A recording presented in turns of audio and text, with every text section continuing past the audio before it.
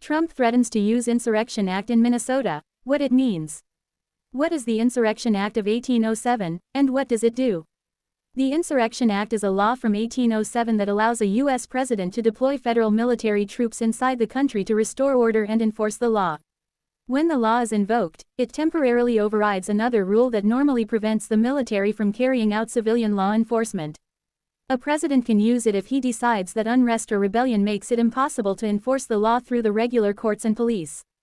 The law does not clearly define what counts as an insurrection or rebellion. In a 1827 ruling, the U.S. Supreme Court said the president alone has the authority to decide when the law applies.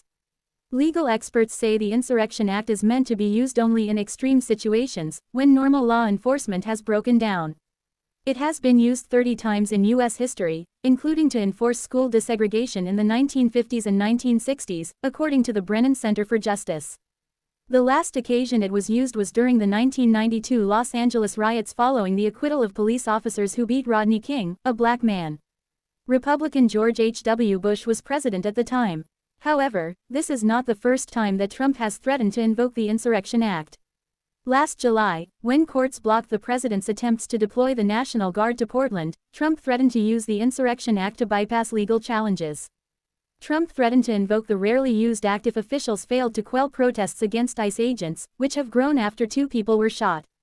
United States President Donald Trump has warned he might invoke the Insurrection Act to deploy U.S. troops to Minnesota if state officials do not work to calm the protests there against federal immigration authorities, who he said are only trying to do their job.